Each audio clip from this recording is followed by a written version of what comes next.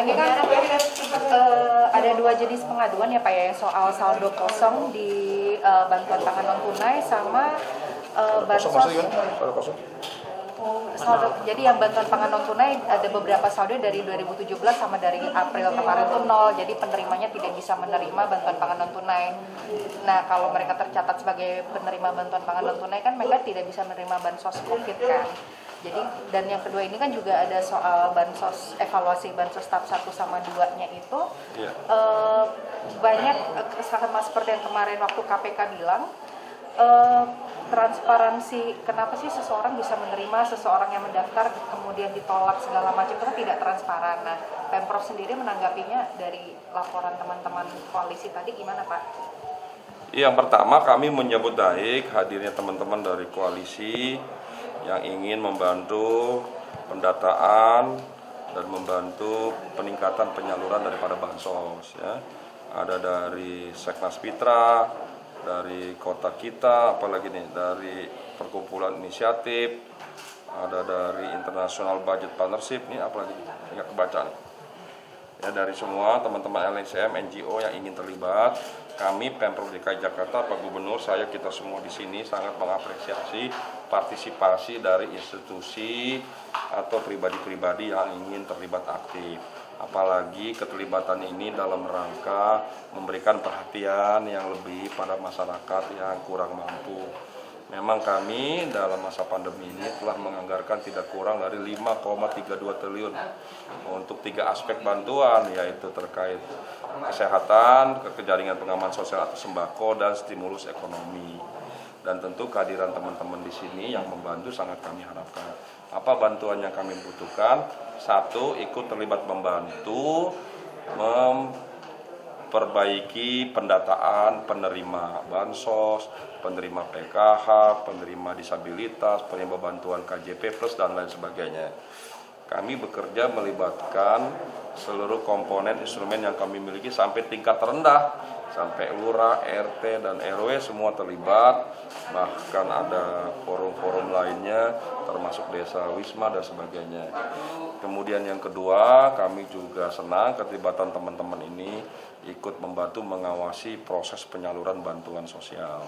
Yang ketiga, kami juga senang teman-teman ikut membantu mencarikan alokasi-alokasi pendanaan yang dimungkinkan dari APBD kami yang memang terkoreksi lebih dari 50% ya. Saya kira keterlibatan teman-teman ini sangat kami butuhkan dan kami tunggu kesungguhannya, keseriusan, komitmennya, dan keterlibatan langsungnya. Jadi sekali lagi kami Pemprov adalah yang sangat transparan, sangat terbuka. Silakan mau cek apa saja silakan. Setiap pendataan terus kami perbaiki. Setiap hari kami perbaiki dan kami koreksi. Ya. Sejauh ini alhamdulillah hampir tidak ada. Makin kesini makin berkurang, makin hilang ya protes-protes, kritik atau keluhan-keluhan dari masyarakat. Itu menunjukkan komitmen kami terus kami tingkatkan, kami perbaiki, dan kami terus membangun sistem pendataan, sistem penyaluran, kemudian kualitas sembako juga kami tingkatkan terus, kami perbaiki, dan kami pastikan semuanya sampai. Pak, itu ada rencana bantuan tunai nggak sih Pak nanti Pak? Ya sejauh ini kami mengikuti apa yang menjadi kebijakan pemerintah pusat. Di DKI Jakarta sementara ini bantuannya sampai bulan Juli ini berupa sembako dan akan terus ditingkatkan sampai dengan Desember berupa sembako. Jadi kami mengikuti penyaluran bansos ini dengan sembako sebagaimana kebijakan pemerintah pusat. Pak, dalam 2 hari lagi kan PSBB transisi itu bakal berakhir. Apa sejauh ini evaluasinya seperti apa Pak? Ya terkait PSBB transisi kami terus akan evaluasi ya. Setiap minggu kami lakukan evaluasi. Dalam berapa hari ini kami akan evaluasi dan segera nanti Pak Gubernur akan mengumumkan. Sejauh ini ada imbauan nggak Pak untuk yang klaster-klaster sekarang kan misalnya di kantor-kantor Pak? Ya tentu kami terus melakukan berbagai langkah-langkah. Yang pertama, langkah kami terus meningkatkan sosialisasi ke semua unit-unit kegiatan. Yang kedua, kami terus meningkatkan testing, kontak tracing, dan treatment ya. Yang ketiga, kami terus menegakkan aturan, disiplin, dan bagi pelanggar-pelanggar PSBB transisi. Jadi juga kami melibatkan seluruhnya, kami juga meningkatkan kolaborasi sosial berskala besar untuk semua individu, dunia usaha, pihak swasta, dan lain sebagainya, pihak ketiga untuk terlibat membantu sesama. Jadi berbagai upaya kami hadirkan aparat sebanyak mungkin dari Dinsos, dari Disnaker, Dishub, Satpol PP, TNI, Polri, bahkan 5.000 lebih ASN kami hadirkan untuk membantu mengawasi PSBB transisi.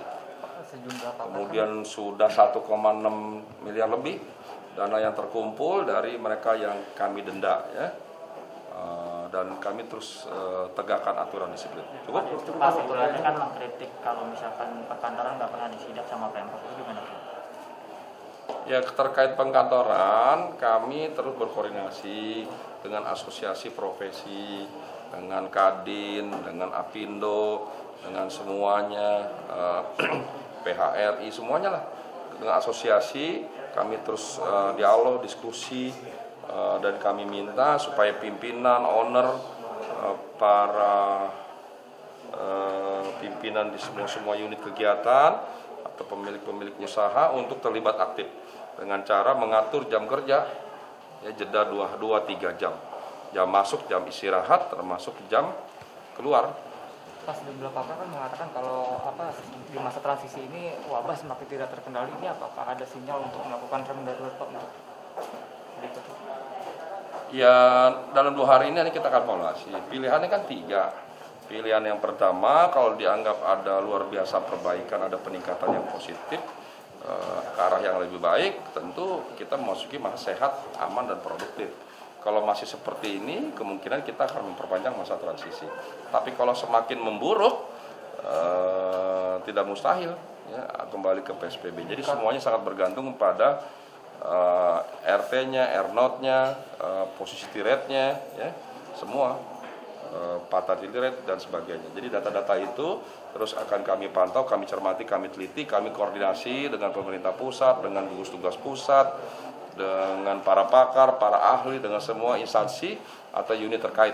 Prinsipnya kita kerjasama dan semuanya akan kita putuskan bersama. Terima kasih ya teman-teman. Terima kasih ya. Saat ini menjadi DKI Jakarta khususnya di perusahaan ini sekitar pada Pemprov seperti apa sih Pak?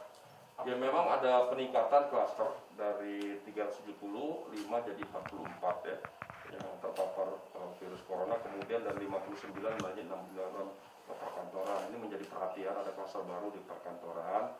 Kami sudah meminta dan melakukan sosialisasi. Pertama, kami minta kepada asosiasi, usaha, profesi, dan lain sebagainya, kepada Kadin, Apindo, HIPMI, IPI, semua lah, RE dan sebagainya, kami minta membantu kerjasama untuk memastikan bahwa unit-unit kegiatan, usaha, termasuk perkantoran, untuk semuanya patuh, taat, dan disiplin pada protokol COVID. Caranya bagaimana? Pertama, kami minta agar yang berkantor atau datang keluar rumah ke kantor, kami minta dibatasi. Sekalipun kami membolehkan sampai dengan 50%, kami minta sedapat mungkin dikurangi, walaupun 30-20%. Dan pekerjaan kami minta sejauh dimungkinkan dikerjakan di rumah, kami minta dikerjakan di rumah dengan cara online, daring, virtual, Zoom meeting, dan sebagainya. Kemudian yang ketiga, kami minta jam kerja, jam masuk, jam istirahat, jam pulang diatur jedanya semaksimal mungkin. Setidaknya 2-3 jam supaya tidak terjadi penumpukan. Kemudian yang keempat, kami minta juga rapat-rapat di perkantoran, di tempat-tempat lainnya, kami minta diatur dalam waktu yang jumlahnya sangat terbatas, dilakukan dalam waktu yang tidak terlalu lama. Kalau bahannya banyak, kami minta diatur secara bertahap atau berkesinambungan di hari berikutnya atau di minggu berikutnya. Berbagai upaya kami minta kami lakukan, dan bahkan kami minta setiap perkantoran, pabrik, usaha, di mal, di pasar, di mana saja, kami minta, termasuk tempat ibadah, kami minta untuk membuat satgas di internal masing-masing. Tujuan satgas apa? Untuk memastikan bahwa semua protokol itu dapat dilaksanakan, untuk memastikan bahwa tools umpamanya traffic flow, umpamanya QR code diadakan, umpamanya wastafel dipastikan airnya ada, mengalir, kemudian juga sabunnya ada, kemudian juga sosialisasinya, dan berbagai hal, semuanya ada pengawas, ada termogan, menggunakan masker, dan sebagainya. Jadi kami minta di setiap unit kegiatan, mulai dari rumah ibadah sampai pabrik, sampai pasar, dan semua ada satgas-satgas COVID kami minta. Kami bersyukur seperti DPR, di DPRD juga semua sudah terlibat aktif. Kami di internal juga begitu. Hadir banyak sekali petugas dari PNS, tidak kurang dari 5.000 petugas PNS kami dari Senin sampai Minggu kami hadirkan di beberapa unit kegiatan. Tapi sekali lagi keberhasilan kita memutus mata rantai ini sangat bergantung pada kesadaran, kepatuhan, dan kedisiplinan warga itu sendiri. 80%. 20%-nya kontribusi ada di kami. Di kami di mana? Di pemerintah. Apa itu? Pertama, regulasi yang kami buat, kedua aparat yang kami hadirkan untuk membantu mengawasi. Kemudian ketiga, sanksi yang kami kenakan. Ada 4 sanksi setidaknya. Sanksi administratif, sanksi sosial, dan sanksi denda serta sanksi pidana. Sanksi denda tidak kurang dari 1,6 miliar yang sudah terkumpul. Kemudian sanksi teguran, sanksi penutupan sementara, semua sudah kami berlakukan. Setiap hari kita lihat di jalan ada petugas kami yang mengawasi, menindak. Tapi sekali lagi memang kesadaran masyarakat kita mulai menurun ya. Dulu menurut data 60% warga Jakarta di awal-awal itu disiplin, ada di rumah. Sekarang mulai menurun. Nah, untuk itu kami memang memahami bahwa masyarakat ini mungkin capek, jenuh, bosan, ingin keluar, euforia, ingin keluar, ada keperluan dan sebagainya. Namun demikian kami minta untuk tetap berada di rumah. Pak, berarti untuk yang perusahaan ini, berarti perusahaan seharusnya itu melaporkan ya Pak jika memang ada karyawannya yang terpapar COVID-19? Ya justru itu, jadi kami ini kan terus melakukan testing. Ada 2 penyebab peningkatan. Pertama memang masyarakat yang mulai ya, berkurang kepatuhan kedisiplinannya. Kemudian yang kedua, testing yang kami lakukan banyak. Kenapa kami melakukan testing yang masif dan banyak? Tujuan kami adalah ingin segera menyelesaikan masalah ini dengan cara apa? Mengidentifikasi masalah. Identifikasi masalah itu caranya bagaimana? Ya testing. Dari testing nanti kami lanjutkan kontak tracing, baru treatment. Dengan begitu maka semakin banyak testing, maka secara logika memang semakin banyak ditemukan adanya penyebaran. Karena apa? Karena virusnya masih ada. Dan masyarakat sangat berinteraksi karena masyarakat tadi yang euforia, yang mulai tidak patuh, dan untuk itu kita minta masyarakat untuk mematuhi 3M tadi. Apa 3M? Sederhana saja, menggunakan masker, cuci tangan, kemudian jaga jarak. Nah, itu yang satu hal yang sangat penting dilakukan. Namun demikian kami minta sekali lagi untuk tetap berada di rumah sebagai tempat yang terbaik. Pak, itu kan dari sisi masyarakatnya Pak ya, tapi kalau misalnya ada dari sebuah perusahaan ini Pak, yang memang sebenarnya kantornya tuh karyawannya udah ada yang terkena COVID, tapi dia tuh memilih untuk menutupi, jadi tidak melaporkan pada Pemprov itu. Ya, kami akan menindak, jadi semua kantor yang tidak disiplin kami minta menindak. Di DPRD ada juga satu yang terpapar, ditutup sementara kegiatannya mulai hari ini ke depan. Dalam 3 hari ke depan nanti akan dibersihkan, diinspektan, yang bersangkutan diisolasi, dirawat, dan seterusnya. Jadi semua kami minta tidak boleh ditutupi. Jadi pasar-pasar juga tidak boleh ya. Kami dengan cara yang bijak, persuasif, kami lakukan terus testing. Memang tidak mudah ya bagi pasar, bagi usahawan, bagi pabrik untuk lakukan. Mereka khawatir kalau ada satu nanti pasarnya ditutup, khawatir dan kalau satu nanti pabriknya ditutup dan sebagainya. Tapi tidak ada pilihan, semua harus dengan kesadaran penuh, sukarela untuk mau di testing. Bahkan harus dengan kesadaran, saya mau di testing. Gitu. Dengan demikian, kita segera mendapatkan identifikasi masalah dan kita dapat menyelesaikan masalah dengan segera. Pak, untuk beberapa perusahaan sekarang udah mulai kembali tidak WFH lagi dan ada yang selang-seling untuk masuk kantor dan tidak. Nah, karena sekarang COVID mulai naik lagi, apakah kemungkinan pemerintah akan tolak lurus aja nggak boleh lagi untuk ke kantor di WFH? Ya, jadi begini ya, aparat kami kan terbatas. Jadi kami minta seluruh masyarakat di Jakarta laporkan kepada kami. Umpamanya ada restoran yang melanggar PSBB, transisi, langgar protokol COVID, jumlahnya melebihi 50. Sampaikan, kan sekarang setiap gadget handphone ada fotonya. Foto, video, laporkan kami. Kami akan tindak. Sekalipun itu kejadian seminggu yang lalu atau mungkin sebulan yang lalu, dengan bukti yang cukup kami bisa menindak, kami denda atau kami tutup sementara dan sebagainya. Begitu juga di perkantoran, di mana saja Bapak Ibu semua warga Jakarta silahkan membantu kita semua untuk menjadi pengawas. Bahkan kami minta di setiap rumah-rumah, kami minta paling tidak tunjuklah satu dari anggota keluarga untuk membantu keluarga dan kita semua, komunitas terdekat, saudara sebagainya, satu tunjuk. Satu yang tugasnya memastikan anggota keluarga patuh taat disiplin, menggunakan masker kalau keluar, cuci tangan, mandi, kalau habis dari luar umpamanya pakaian yang harus dicuci yang baik dan sebagainya.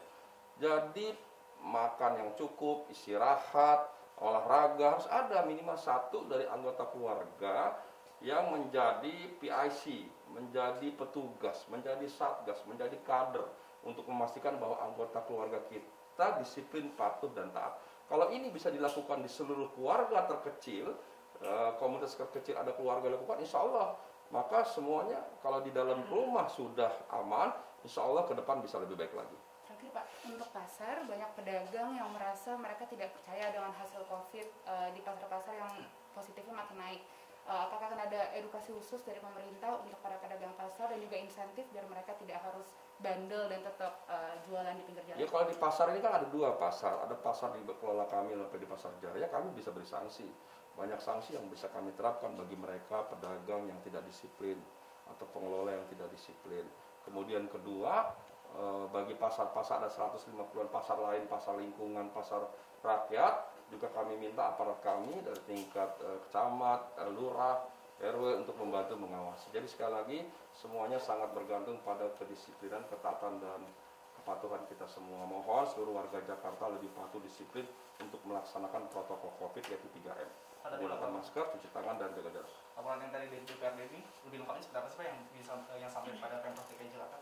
Ya di DPRD ada satu yang terpapar ya dari salah satu anggota, kemudian akan diberlakukan dalam beberapa hari ke depan, ditutup, dibersihkan, disinfektan. Yang bersangkutan tentu harus diisolasi. Hal ini Pak, tentang dengan ada ini kan ada gerakan Raja Masker yang digelar oleh Pemprov DKI Jakarta. Ini kan udah berjalan beberapa hari. Ini bagaimana Pak update-nya dan evaluasinya? Apakah seperti apa Pak? Ya sebenarnya razia master itu atau satgas atau petugas pengawas kami sudah sejak awal kami hadirkan. Mungkin beberapa hari ini, beberapa minggu ini kami tingkatkan lagi ya, dengan melakukan razia-razia di jalan. Kami berhentikan pengemudi kendaraan bermotor 4, bermotor roda 2 dan sebagainya supaya patuh dan taat ya. Jadi kami minta seluruh petugas yang diberi kesempatan untuk membantu mengawasi untuk melaksanakan tugasnya sebaik mungkin.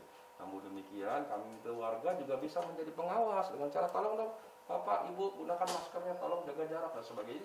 Tolong kita semua patuh, taat dan disiplin. Untuk data pelanggarnya sudah berapa nih Pak update yang masuk ke Pemprov? Ya kalau data pelanggar ini kan selalu meningkat ya.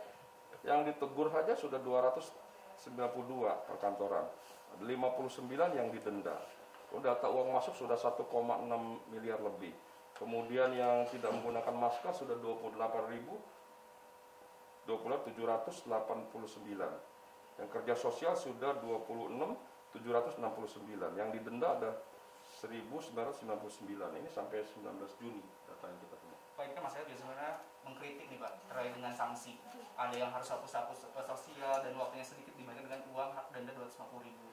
Tanggapan dari Pemprov seperti apa? Ya kami minta memang petugas untuk menyamakan ya. Jadi kalau satu didenda 250, jangan sampai nanti kerja sosial dilakukan cuma sebentar ya.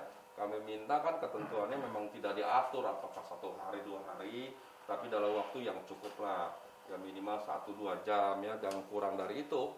Jangan ada yang cuma hitungan menit, harus basa-basi, tidak boleh seperti itu. Jadi kami minta seluruh petugas memastikan bahwa orang dikenakan denda sosial, sanksi sosial itu memberi efek jerah di ruang publik yang terbuka, menggunakan baju oranye, pelanggar PSBB, supaya yang bersangkutan tidak mengulangi lagi. Pasti kami yakin tidak akan mengulangi, tapi tidak cukup itu. Yang paling penting bukan hanya pada pelaku, tapi memberi peringatan bagi warga lain yang melihat, oh kalau begitu nanti saya bisa seperti kalau saya melanggar. Dan kita minta semua untuk tidak melanggar. Terima kasih banyak. Terima kasih ya. Cukup Pak.